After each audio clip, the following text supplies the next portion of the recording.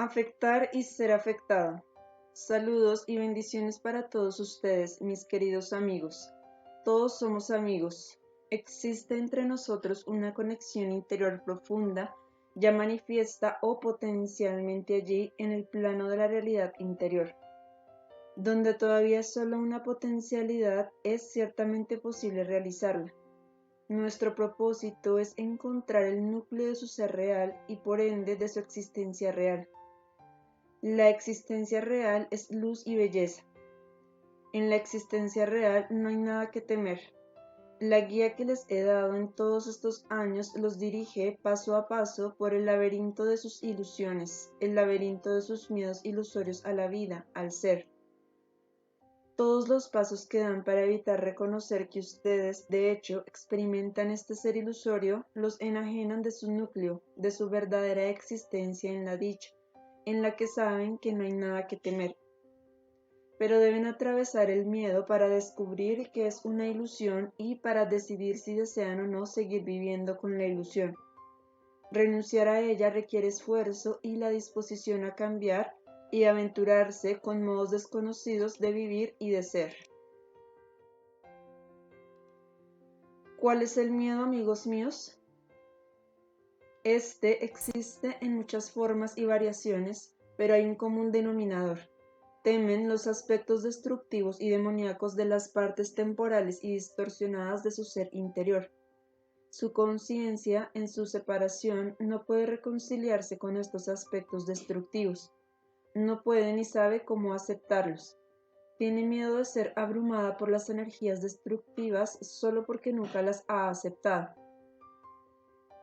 Su conciencia es demasiado orgullosa e impaciente. Está demasiado orientada a la visión y el pensamiento limitantes para abrir un espacio a todos los opuestos que existen dentro del alma humana. Y así, debido a la tendencia limitante de su conciencia, los opuestos no pueden trascenderse.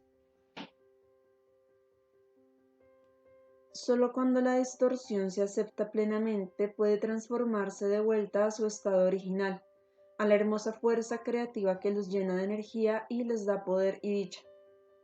No puede haber un camino a la realidad de la dicha a menos que renuncien al pensamiento fantasioso que les resta la voluntad de hacer frente a los aspectos irracionales y destructivos de sí mismos. Esto me trae al tema de la conferencia de esta noche. Me gustaría examinar en particular cómo afectan su ambiente cuando operan desde el nivel destructivo de su ser, cómo afectan a otros y, a la inversa, cómo son afectados por otros que actúan desde sus niveles destructivos. Este tema tan complicado e importante no es fácil de comprender. Podrán conectarse verdaderamente con él y hacer algo útil para ustedes solo cuando hayan adquirido cierta cantidad de percepción interior del ser irracional y primitivo que llevan dentro. Cuando alcancen el punto en el que ya no necesiten negar, proyectar y defenderse contra esta parte mala, cuando puedan admitirla claramente, entonces podrán lidiar de verdad con las complicaciones que surgen de la interacción humana en los niveles ocultos de su destructividad e ignorancia y en los de otros.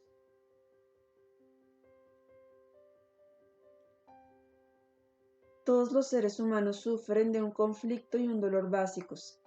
Aunque los individuos estén conscientes de ellos o no, siempre existen. De nuevo, cuanto más conscientes estén de ellos, mejor podrán encararlos y lidiar con ellos y más pronto los resolverán. El conflicto es el siguiente. En el nivel primitivo e irracional odian y quieren destruir sin motivo y difícilmente saben ya por qué odian y quieren destruir. En este nivel son totalmente egoístas y por lo tanto están poco dispuestos a aceptar cualquier frustración, pequeña o grande, están poco dispuestos a lidiar con ninguna dificultad y por lo tanto no pueden afirmar su personalidad efectivamente.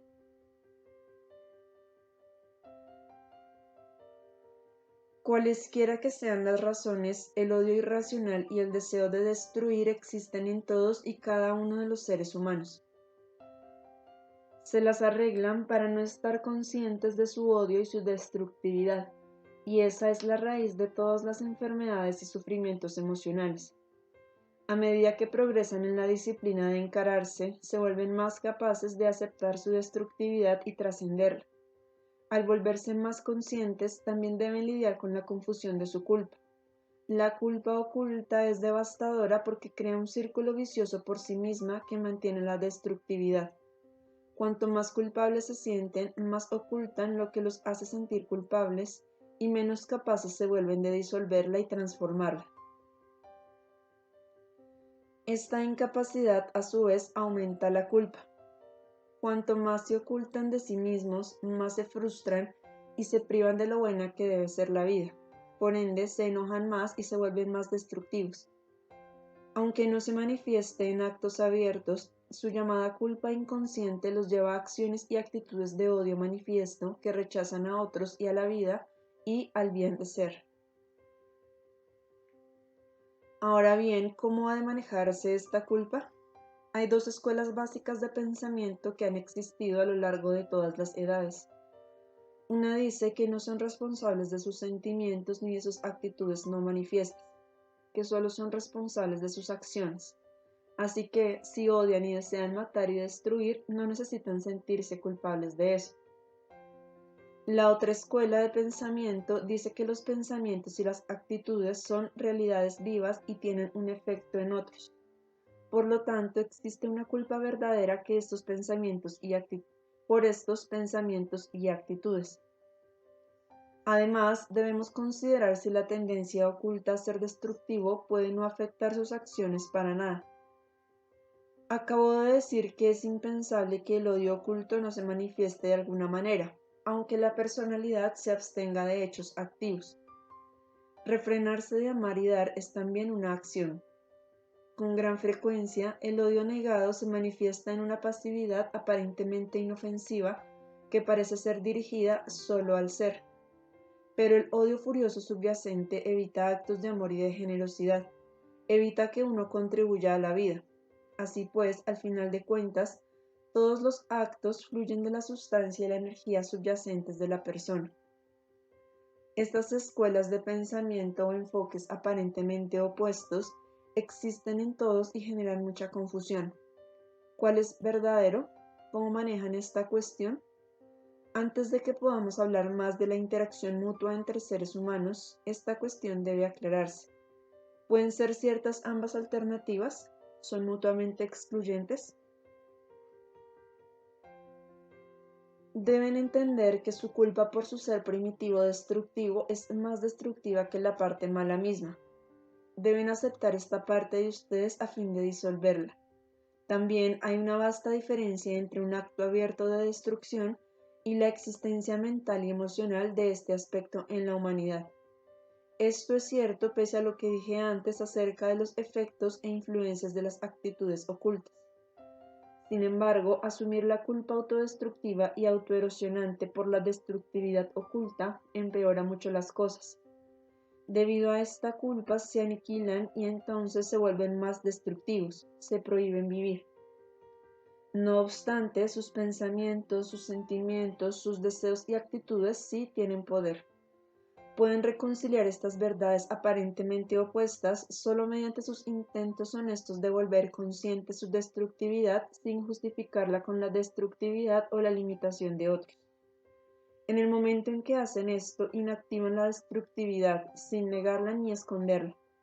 Cuando niegan su malevolencia y su egotismo, generan problemas para ustedes y otros.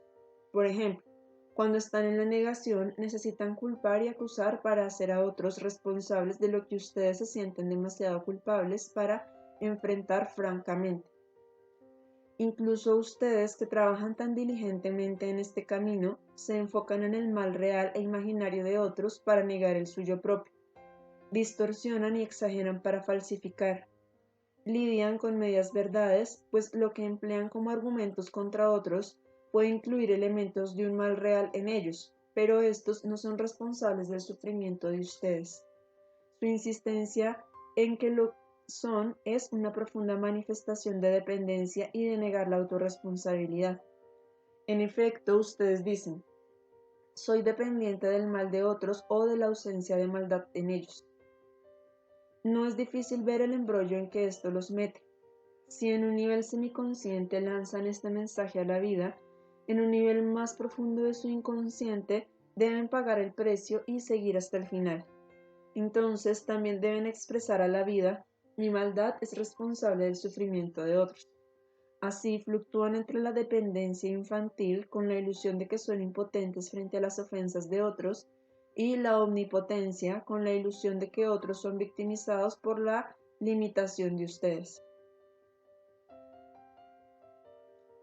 Y a la inversa, en el momento en que asumen plenamente la responsabilidad de su propio sufrimiento, buscando sus propias distorsiones y tendencias destructivas, se liberan de la culpa independientemente de lo equivocados que puedan estar otros. Sabrán por experiencia personal que así como pueden ser afectados por la destructividad de otros, solo en el grado en que ignoren sus propias negatividades, así también pueden ser afectados otros solo en el grado en que ellos nieguen las suyas. Admitir su propio ser irracional sin convertirse totalmente en él los hace libres. Concentrarse en los males de otros es un acto destructivo en sí y vuelve imposible que realmente luchen contra el mal en ustedes. No quiero dar a entender que deben asumir la única responsabilidad en un conflicto y lavar la imagen de la otra persona. Siempre que haya una interacción negativa, ambos deben compartir la responsabilidad. Pero comparar y medir su propia responsabilidad con la del otro a fin de volverse víctimas en el nivel emocional equivale a la negación de su propia parte, aunque digan de labios para afuera que también contribuyeron a la interacción. Lo que invariablemente sucede cuando buscan su propia contribución a una interacción negativa es que empiezan a ver que ambos se afectan uno al otro desde sus niveles destructivos. Entonces verdaderamente comparten la responsabilidad. Esta comprensión es sumamente liberadora. Los libera de una culpa autocorrosiva sin quitarles la responsabilidad que les pertenece. Les permite ver y expresar la parte de la otra persona en el efecto mutuo sin convertirse en un juez acusador y autovictimizante. Esto tiene un efecto saludable y por lo general vuelve efectivas sus expresiones, si la otra persona está dispuesta a comunicarse honestamente. Si la otra persona no está dispuesta, esto ya no les significará una frustración debilitante. Ya no dependen de demostrar su inocencia. Ven y conocen la verdad. El conocimiento claro los fortalece y disuelve la energía negativa. Cuando esconden su malignidad detrás de la malignidad de otros, invariablemente se debilitan y su lucha es ineficaz. La lucha eficaz, la agresión sana, se vuelve posible solo cuando dejan de esconderse de su propia percepción interior honesta y de su propia destructividad, cuando dejan de ser hipócritas en este, el más sutil de los niveles. Así que ya ven, amigos míos, las orientaciones aparentemente opuestas se reconcilian con la llave que constantemente les recomiendo. Encaren su maldad, su irracionalidad y sus aspectos primitivos destructivos, sin perder de vista el hecho de que este es solo un aspecto menor de ustedes. Si se identifican completamente con su parte oculta y destructiva, es imposible que vivan y asuman la responsabilidad de ella. Sin embargo, cuanto más la oculten, más creerán secretamente que este es su ser real, su única verdad. Cuando la sacan a la luz, caerán en la cuenta de la maravillosa realidad de que son mucho más de lo que han creído secretamente. Al usar esta llave, ya no exteriorizarán el mal directa o indirectamente. No propagan el mal. Pueden lidiar directa y efectivamente con sus malos pensamientos, sentimientos y deseos cuando los reconocen. En el momento en que los niegan, el veneno se esparce de ustedes a otros y a través de su propio sistema psíquico y físico. Pueden verificar todos los días de su vida, si en verdad miran sus interacciones en sus relaciones, que la llave de la vida es el reconocimiento honesto de su parte primitiva y destructiva. Esta llave los volverá capaces de sostener la dicha del mundo real, que constantemente trata de comunicarse con ustedes y que ustedes ciegamente tratan de repeler al tiempo que niegan temerosamente su negatividad. Hablemos ahora de cómo afectan a otros desde sus niveles de ser positivos, autorrealizados y purificados. Estos niveles claros y libres, donde están en la verdad y el amor, donde dan de sí pero también son fuertes y asertivos y no permiten que la destructividad de otra persona los dañe, tienen un efecto fuerte en su ambiente. El efecto se manifiesta en todos los niveles. En el nivel de las acciones y las palabras tienen una fortaleza particular, una influencia directa para el bien y ponen un ejemplo, aunque su fortaleza sea en ocasiones mal interpretada. Los que traten de hacerlos responsables de su sufrimiento y les adjudiquen su malignidad se verán frustrados porque ustedes han aprendido a enfrentar su ser destructivo. Algunas veces su libertad causará resentimientos, pero a la larga tiene un efecto purificador. En niveles inconscientes, las energías que emanen de ustedes tienen un efecto aún más fuerte. Su pura energía puede penetrar la turbiedad y dispersar el veneno de la negatividad de otros. Así, una persona libre puede rodear las capas de maldad y activar lo mejor en otros. Esto puede dar a las otras personas una noción de lo que pueden ser, para que ya no tengan que ocultarse de sí mismos. En cualquier grado en que sean así liberados, en ese grado pueden disolver el mal en ustedes y en otros. Afectan los niveles igualmente liberados de la libertad psíquica de otros, de modo que se genere cada vez más una maravillosa energía. Esta energía se multiplica y se difunde, uniéndose con otras corrientes de energía similares. Esto genera un impulso. Se filtra por la turbiedad y la oscuridad que las negatividades crean. Penetra los venenosos muros de separación creados por la ignorancia, la ilusión y la malignidad. Y ustedes saben ahora de qué depende esta fortaleza que tienen. Constantemente reconocer la destructividad irracional que los habita. Cuando están en un estado intermedio, usando a veces esta llave pero otras veces no, habrá una batalla fluctuante entre ustedes y otros en los niveles inconscientes. Allí donde su estado liberado es aún débil, puede sucumbir a la ferocidad de la culpabilización de una persona que todavía niega fuertemente su autorresponsabilidad y por lo tanto exagera su acusación farisaica. En otros casos y relaciones, su fuerza verdadera liberada puede conquistar al ser negativo debilitado de otra persona, cuyas proyecciones y acusaciones no pueden contrarrestar cuando ustedes mismos están en el estado de negación y acusación, pero que fácilmente pueden contrarrestar cuando se liberan al reconocer su propia destructividad, aunque solo sea hasta cierto grado.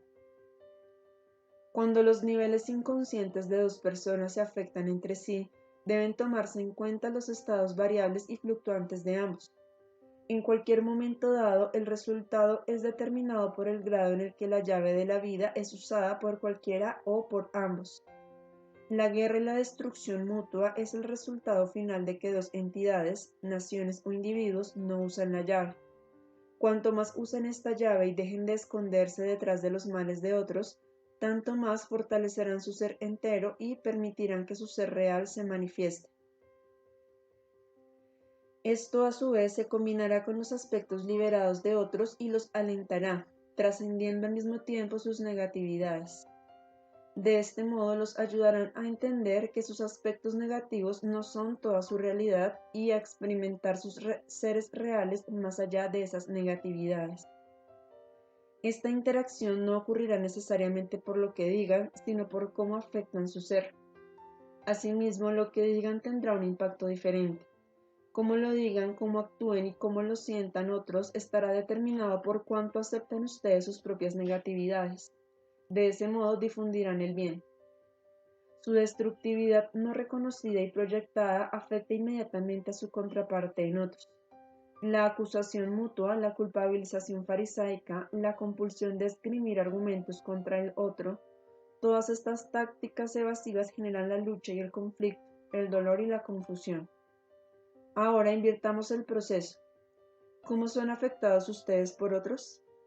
Muchos seres humanos viven con cierta dosis de armonía y fuerza, después de trabajar en sí mismos al punto en que ya no inician la destructividad. La mayoría de los humanos se hallan todavía en el estado de defensa temerosa, aunque no haya una causa para ello, y cuando están en contacto con aquellos que están dispuestos a darles amor y ayuda. De este modo difunden el mal al estar cerrados a la verdad y al amor, al dar y recibir. Pero muchos otros seres humanos ya no están en este estado y se encuentran, como dije, lo bastante libres para dar lo mejor sin defensas. Sin embargo, esto no los vuelve todavía inmunes a la destructividad de otros. Pueden ser fácilmente afectados por los pensamientos y sentimientos negativos inconscientes de otras personas y por su energía contaminada. Así permanecen victimizados y dependientes. Es como si le expresaran a la vida: exijo la perfección en mi ambiente para poder permanecer en lo que he ganado, para poder quedarme en mi estado clarificado y dichoso. Cuando este es todavía el caso, debe hacerse mucho más progreso, pues la verdadera inmunidad a la destructividad de otros llega solo cuando esta dependencia deja de existir. Cuando la negatividad de otros sí los afecta, debe de haber baja autoestima y culpa en ustedes como resultado de no haber enfrentado todas sus confusiones e impulsos destructivos. No importa cuánto lo hayan hecho, todavía hay áreas poco claras. De lo contrario, no serían tan vulnerables ni se verían tan afectados por la maldad de otros. Esto significa que todavía deben regresar a la vida terrenal y vivir en esta esfera de dualidad donde deben batallar con los opuestos: el placer y el dolor, la vida y la muerte, el bien y el mal. No pueden trascender estos opuestos mientras no usen la llave de la vida. Cuando están tan afectados por las negatividades de otros, deben explorar qué los vuelve tan vulnerables. Esta dependencia y esta vulnerabilidad en el nivel psíquico corresponden a una refutación de la autorresponsabilidad y a la insistencia en culpar a la vida y a otros de su sufrimiento. Debe de haber un área en la que no se encaran honestamente, pues si lo hicieran por completo, la energía y la emanación de otros serían del todo ineficaces contra ustedes. No necesitarían construir defensas falsas que repelieran todo para que nada les llegara. Después de todo, una razón por la que se construyen estas defensas es para evitar el dolor de la crueldad y la hostilidad de otras personas, las demandas injustificadas que le hacen al mundo y por lo tanto también a ustedes. Pueden estar muy conscientes de este miedo, pero solo en forma gradual empiezan a explorar y descubrir que estas defensas evitan todo y cualquier cosa que la vida tiene para darles tan abundantemente. Así, las defensas van en detrimento suyo, impiden que la vida buena les llegue y que lo mejor de ustedes le llegue a la vida, llenándolos de lo mejor que hay, sus propios sentimientos buenos. Cuando abandonan sus defensas, pueden fundirse con la vida, fundirse con las sustancias psíquicas de otros, intercambiar amor y verdad. La verdad universal se manifiesta de manera única en cada individuo. La variedad de manifestaciones da a la experiencia de vivir una emoción especial, sin perturbar la profunda paz interior de uno.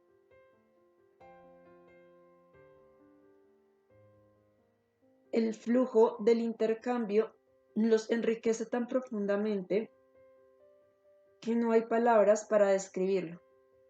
Es el opuesto exacto de vivir encerrados entre sus muros defensivos, que los separan por completo y crean una gran soledad. Estas defensas crean una existencia muy dependiente, limitada y doliente.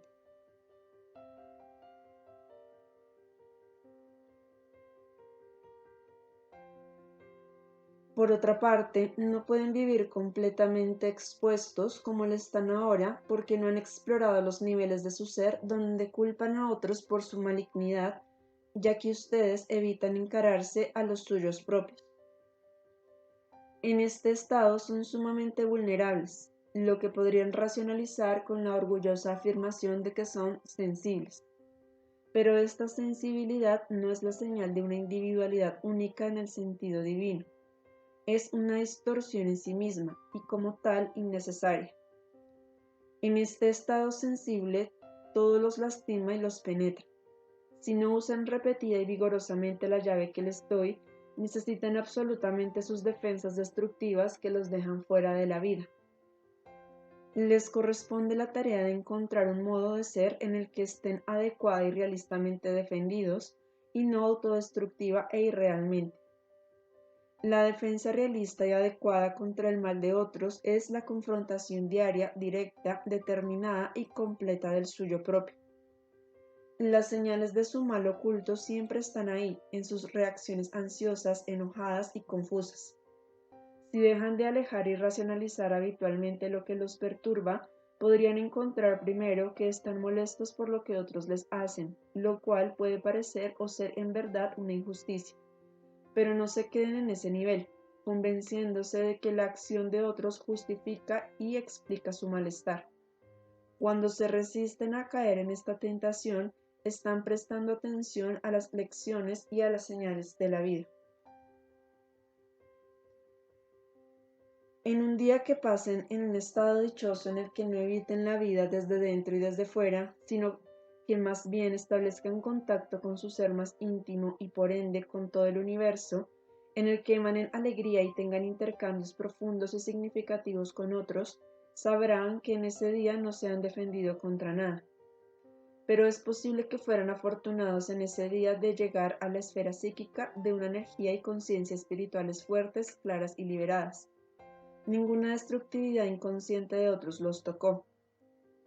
Si la razón de su dicha es esto último, se hallan verdaderamente seguros y libres, no son todavía dependientes y por ende se sienten ansiosos, experimenten o no esta ansiedad y desconfianza todo el tiempo. La respuesta es obvia. Deben seguir adelante para llegar a ser totalmente ustedes mismos y por lo tanto dejar de necesitar las defensas destructivas que los separan y de adjudicar a otros la responsabilidad de su estado. La mayor parte de los días ofrecen oportunidades para hacer esto. Sus muchas reacciones de descontento con ustedes y con otros son las pistas. Examínenlas. En los incidentes de su vida y en sus reacciones a ellos encuentran al mejor terapeuta de ustedes, la vida misma. Hay algo que tienen que ver y que no han reconocido verdaderamente. ¿Por qué son tan vulnerables? Si prestan atención al dolor o a la vulnerabilidad que sufren ahora y deciden con todo el vigor y la determinación de su ser valeroso que quieren ver esa parte de ustedes que es responsable de ser afectada por el mal de otro, con seguridad la descubrirán y estarán más liberados y seguros que nunca antes. Por desgracia, una y otra vez, la tentación de concentrarse y enfocarse en las faltas o el mal de la otra persona los separa de donde deberían estar. Lo que ven en otros podría o no ser correcto, pero tendrán paz y claridad a ese respecto cuando entiendan por completo por qué son vulnerables a las negatividades de otros. No puedo insistir demasiado en la necesidad de usar esta llave. Me gustaría decirles aquí, amigos míos, que aquellos de ustedes que trabajan con este muy difícil pero muy real patchwork encontrarán el estado sin defensas y fluido de seguridad, dicha y paz. Este camino es muy difícil porque no deja lugar para la proyección y el escape. Algunos se quedan en el camino porque todavía no están dispuestos a recorrerlo por entero consigo mismos y preferirían quedarse en la culpabilización de otros. Pero aquellos de ustedes que me sigan todo el camino no podrán evitar encontrar la verdad de ser. No se puede negar que este camino es un capataz duro, precisamente porque no permite el escape. Deja de lado todo sentimentalismo que aliente sus debilidades y evasiones. Pero gracias a esto cumple la promesa que hace, como muchos de ustedes están empezando a descubrir. Encontrarán sus valores reales solo cuando reúnan el valor de encontrar sus aspectos malos y distorsionados. Entonces encontrarán su verdadera capacidad de amar y ser amados, no como un mero ideal o una ilusión, sino como una realidad cotidiana en su vida. Estas no son promesas vacías ni ideales lejanos. Estas son las promesas que la vida cumple a la persona que usa la llave de la vida en este plano de existencia. Cuanto más hagan esto, menos necesitarán defenderse contra el dolor y por lo tanto contra la dicha de la vida, el regalo de la vida que les llega siempre.